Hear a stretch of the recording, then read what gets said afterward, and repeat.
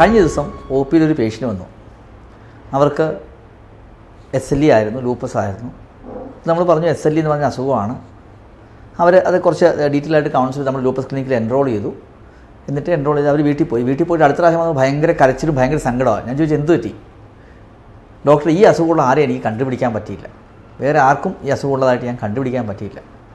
അവർ ചിരക്കി നോക്കി, എൻ്റെ അയൽപക്കത്ത് നോക്കി, എനിക്കറിയാവുന്ന ഫ്രണ്ട്സിനോട് ചോദിച്ചു, ഇവർക്ക് ആർക്കും ഈ അസുഖത്തെക്കുറിച്ച് കേട്ടിട്ടുകൂടിയില്ല. അപ്പോൾ എനിക്ക് മാത്രമേ ഈ അസുഖമുള്ളൂ എന്നുള്ളതായിരുന്നു അവരുടെ ചോദ്യം. പലപ്പോഴും ഒരാൾക്ക് ഷുഗറുണ്ട്, പ്രഷറുണ്ടെന്ന് പറയുമ്പോൾ നമ്മുടെ കുടുംബത്തിൽ തന്നെ 2-3 പേർക്ക് വേറെ ആരെങ്കിലും പ്രഷറും ഷുഗറുള്ളവർ കാണും. അപ്പോൾ അവർക്കറിയാം വലിയ കുഴപ്പമൊന്നുമില്ല, ഇങ്ങനെ എനിക്ക് 10 വർഷമായിട്ടുണ്ട്, എനിക്ക് 5 വർഷമായിട്ടുണ്ട്, ഞാൻ ഇന്ന മരുന്ന് കഴിക്കും, നിങ്ങൾ എന്ത് മരുന്ന് കഴിക്കുന്നു, അങ്ങോട്ടും ഇങ്ങോട്ടും സംസാരിക്കുന്നു.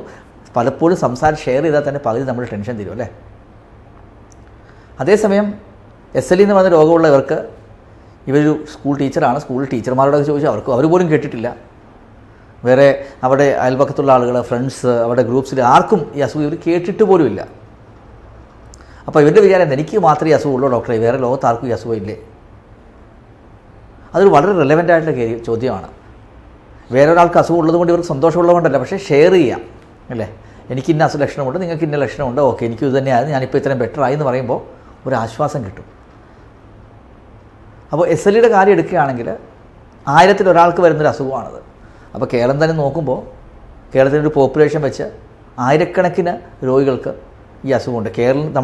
കേരളം തന്നെ നമ്മുടെ ഒരു രജിസ്റ്റർ നോക്കുകയാണെങ്കിൽ കൊച്ചി സെൻറ്ററിൽ മാത്രമായിട്ട് 1000-ലധികം രോഗികൾ ലൂപ്പസ് ഉള്ളവരുണ്ട്. അപ്പോൾ അത്ര റെയറായിട്ടുള്ള അസുഖമൊന്നും അല്ലിത്. പണ്ട് കാലത്ത്, അതായത് ഒരു 20-25 കൊല്ലം മുമ്പ് ലൂപ്പസൊക്കെ ഇന്ത്യയിൽ ഇല്ല എന്നുള്ളതൊക്കെ, ഇന്ത്യയിലൊക്കെ വളരെ കുറവാണ്, വെസ്റ്റിലായിരുന്നു കൂടുതൽ, ഇന്ത്യൻസിന് വളരെ കുറവായിട്ട് കാണുന്ന അസുഖമെന്നാണ് വിചാരിച്ചിരുന്നത്. അതിന് പ്രധാനപ്പെട്ട കാരണമെന്ന് പറയുന്നത് അത് കണ്ടുപിടിക്കാനുള്ള സംവിധാനങ്ങൾ ഇന്ത്യയിലില്ലായിരുന്നു. പക്ഷേ ഇപ്പോൾ കഴിഞ്ഞ കുറേ നാളുകളായിട്ട് ടെസ്റ്റുകളുടെ അവൈലബിലിറ്റി കൂടി, അവരുടെ ബ്ലഡ് റിപ്പോർട്ട്സൊക്കെ വളരെ ഈസിലി ആക്സസിബിളായി. അതുകൊണ്ട് നമുക്ക് ലൂപ്പസ് കൂടുതലായിട്ട് കണ്ടുപിടിക്കാൻ സാധിക്കുന്നുണ്ട്, ട്രീറ്റ് ചെയ്യാൻ സാധിക്കുന്നുണ്ട്. അപ്പോൾ ഇങ്ങനെയുള്ള ലൂപ്പസ് ഉള്ള രോഗം ഇന്ന് നമ്മളൊരു കണക്കെടുക്കുകയാണെങ്കിൽ, ഞാൻ നേരത്തെ പറഞ്ഞു 1000-ൽ 1 എന്നുള്ളതാണ് കണക്ക്. അപ്പോൾ 1000-ൽ 1 എന്ന് പറയുമ്പോൾ നമ്മൾ വിചാരിക്കും വളരെ റെയറായിട്ടുള്ള അസുഖമാണെന്ന്. പക്ഷേ കേരളത്തിന് ജനസംഖ്യ എന്ന് പറയുന്നത് 3-3.5 കോടിയുണ്ട്, നമുക്കറിയാം. അങ്ങനെ നോക്കുമ്പോൾ ഒരു 1,00,000-ത്തോളം ആളുകൾ SLE എന്ന് പറയുന്ന അസുഖം ഉള്ളവരുണ്ടാകാനാണ് സാധ്യത. അപ്പോൾ ഒട്ടും റെയറായിട്ടുള്ള അസുഖമല്ല. പിന്നെ പക്ഷേ ഈ 1,00,000 ആളുകൾ അങ്ങോട്ടും ഇങ്ങോട്ടും കമ്മ്യൂണിക്കേറ്റ് ചെയ്യില്ല. കാരണം ഇവരെ കണ്ടാലൊന്നും ആർക്കും അസുഖം ഉണ്ടെന്ന് മനസ്സിലാകത്തില്ലല്ലോ. അങ്ങോട്ടും ഇങ്ങോട്ടും ആരും പറഞ്ഞു നടക്കത്തില്ല, എനിക്ക് അസുഖമുണ്ടെന്ന് ആരും പറഞ്ഞു നടക്കത്തില്ല. അങ്ങനെ അതുകൊണ്ട് തന്നെയാണ് പലപ്പോഴും ഈ അസുഖമുള്ളവരെ അങ്ങോട്ടും ഇങ്ങോട്ടും കണ്ടുമുട്ടാൻ വേണ്ടിയിട്ടും അവർ ഇൻട്രാക്ഷൻ കൂട്ടാൻ വേണ്ടിയിട്ടാണ് പലപ്പോഴും നമ്മൾ ഇവരുടെ പേഷ്യൻ്റ് ഗെറ്റ് ടുഗദേഴ്സ് നടത്താറുണ്ട്. അപ്പോൾ ലൂപ്പസിൻ്റെ ഒരു പേഷ്യൻസിൻ്റെ ഒരു കൂട്ടായ്മ ലൂപ്പസ് ട്രസ്റ്റ് എന്നൊക്കെ പറഞ്ഞിട്ട്. അതുപോലെ തന്നെ നമ്മൾ ക്ലിനിക്സ് എസ്റ്റാബ്ലിഷ് ചെയ്യുന്ന സ്ക്ലിറോഡർമ പേഷ്യൻസിനെ ഒരു ദിവസം കാണുന്നു.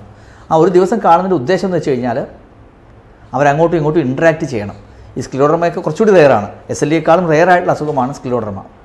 അപ്പോൾ സ്ക്ലിറോഡർമ പേഷ്യൻസ് അവരങ്ങോട്ടും ഇങ്ങോട്ടും ഇൻട്രാക്ട് ചെയ്യും. കാരണം സ്ക്ലിറോഡർമ പേഷ്യൻസ് നമുക്കറിയാം അവരുടെ സ്കിന്നിനെ ബാധിക്കുന്ന ഒരു ഓട്ടോഇമ്യൂൺ ഡിസീസ് ആയതുകൊണ്ട് അവരുടെ ഷേപ്പ് മാറും, മുഖത്തിൻ്റെ ഷേപ്പ് മാറും. പലപ്പോഴും വളരെ സങ്കടം ഉണ്ടാകും, അവരുടെ ഐഡൻറ്റിറ്റി തന്നെ മാറുന്ന തരത്തിലുള്ള ഒരു അസുഖമാണ് ഈ സ്ക്ലിറോഡർമ എന്ന് പറയുന്നത്.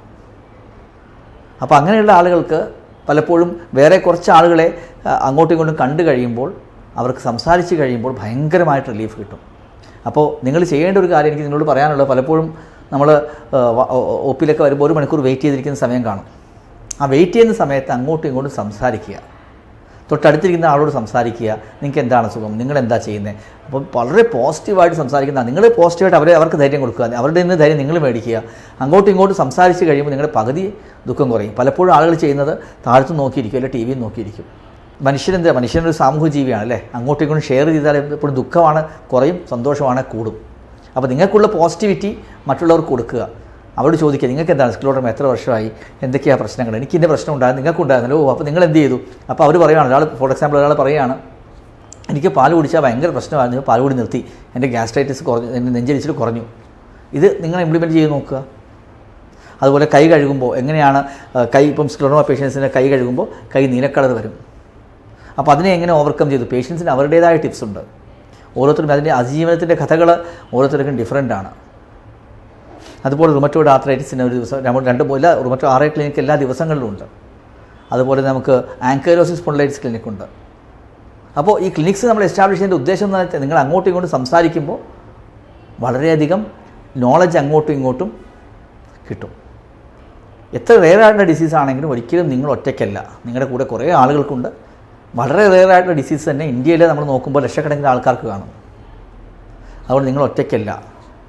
അങ്ങനെ ഷെയർ ചെയ്യാൻ, നമ്മുടെ ദുഃഖങ്ങൾ ഷെയർ ചെയ്യാൻ, സന്തോഷങ്ങൾ ഷെയർ ചെയ്ത്, ദുഃഖങ്ങൾ ഷെയർ ചെയ്ത് കുറച്ച്, സന്തോഷങ്ങൾ ഷെയർ ചെയ്ത് കൂട്ടി അങ്ങോട്ടും ഇങ്ങോട്ടും പോസിറ്റീവ് ഇൻഫ്ലുവൻസ് ചെയ്യുക എന്നുള്ളതാണ് രോഗത്തിൻ്റെ ഒരു ഓവർകം ചെയ്യാനുള്ള ഒരു നല്ല ബൂസ്റ്റ് നിങ്ങൾക്ക് കിട്ടും. അതുകൊണ്ട് എപ്പോഴും ഈ രോഗികളുടെ കൂട്ടായ്മകൾ കയറുന്നൊക്കെ നിങ്ങൾ വിളിക്കുകയാണെങ്കിൽ വന്ന് എപ്പോഴും ഉറപ്പായിട്ടും പങ്കെടുക്കുക. അതുപോലെ ക്ലിനിക്കിലൊക്കെ വരുന്ന സമയത്ത് അങ്ങോട്ടും ഇങ്ങോട്ടും ഇൻറ്ററാക്ട് ചെയ്യുക.